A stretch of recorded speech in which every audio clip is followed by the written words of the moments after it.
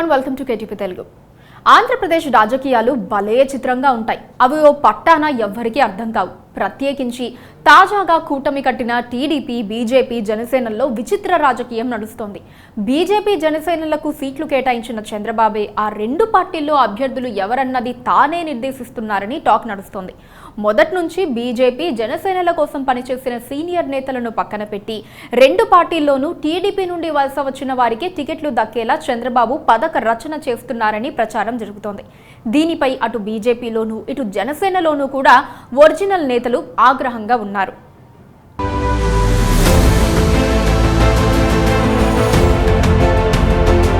తెలుగుదేశం పార్టీకి కేటాయించిన సీట్లలో ఎక్కడెక్కడ ఎవరిని బరిలో దించాలన్నది సహజంగానే చంద్రబాబు నాయుడు నిర్ణయిస్తారు. అందులో ఆశ్చర్యం లేదు. కానీ ఏపీలో బీజేపీ, జనసేన పార్టీల్లోనూ అభ్యర్థులు ఎవరన్నది చంద్రబాబు ఇష్టాల ప్రకారమే నిర్ణయాలు జరుగుతున్నాయనే ప్రచారం జరుగుతోంది. AP BJP chief Purandeswari Chandrababu చెప్పినట్లే అభ్యర్థుల ఎంపిక చేపట్టి హైకమాండ్కు నివేదికలు పంపుతున్నారని ఒరిజినల్ బీజేపీ నేతలు భావిస్తున్నారు. ఇటు జనసేనలోనూ చంద్రబాబు నాయుడే చాప కింద నీరులా టీడీపీ నుండి నేతలను పంపి వారికే టికెట్లు వచ్చేలా పావులు కదుపుతున్నారని అంటున్నారు.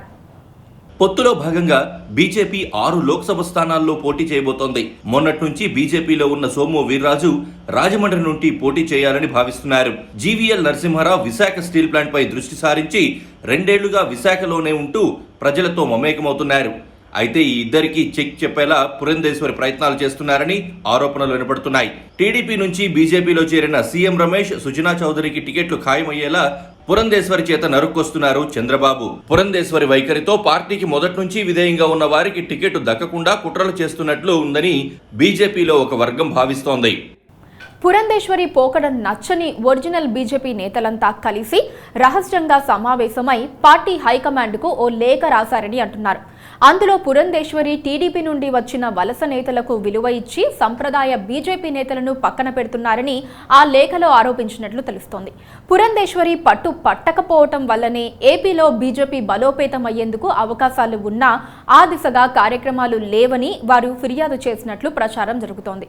టీడీపీని కాపాడుకుంటూ బీజేపీని బలహీనపరిచేలా పురంధేశ్వరి ఏపీ బీజేపీని నడుపుతున్నారని వారంతా హైకమాండ్కి కంప్లైంట్ చేసినట్లు చెబుతున్నారు. ఇక జనసేన పార్టీలోనే చంద్రబాబు సినిమాయే ఆడుతోందంటున్నారు. పొత్తులో భాగంగా జనసేనకు 21 అసెంబ్లీ, 2 లోక్సభ స్థానాలు ఇచ్చారు చంద్రబాబు.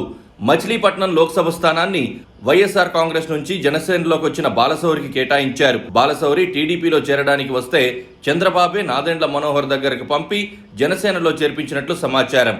ఆ విధంగా తన మనిషిని జనసేన తరపున బరిలో దింపాలన్నది ఆయన వ్యూహం అంటున్నారు. అసెంబ్లీ స్థానాల్లోనూ టీడీపీ నేతలను జనసేనలోకి పంపి వారికి టికెట్లు వచ్చేలా చేస్తున్నారని అంటున్నారు. భీమవరంలో టీడీపీ మాజీ ఎమ్మెల్యే పులపర్తి ఆంజనేయులు జనసేనలో చేరారు. ఇప్పుడు భీమవరం టికెట్ను ఆయనకే కట్టబెట్టారు పవన్ కళ్యాణ్. పులపర్తి జనసేన తరపున బరిలో ఉన్న ఆయన బాబు మనిషే. అలాగే టీడీపీ నుంచి జనసేనతో చేరిన గంటా నరహరికి తిరుపతి టికెట్ ఖాయం చేశారు పవన్. నర్సాపురంలోనూ టీడీపీ మాజీ మంత్రి కొత్తపల్లి సుబ్బరాయుణ్ణి జనసేనలోకి పంపారు చంద్రబాబు. ఆయనకే పవన్ టికెట్ ఇచ్చారు. అనకాపల్లి ఎమ్మెల్యేగా బరిలో ఉన్న కొనతాల కూడా టీడీపీలో చేరాలనుకుని జనసేనలో చేరిన వారే.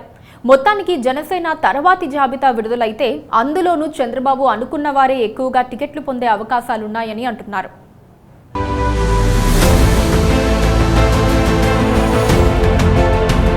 Please subscribe to KTV Telugu. KTV Telugu. KTV Telugu channel.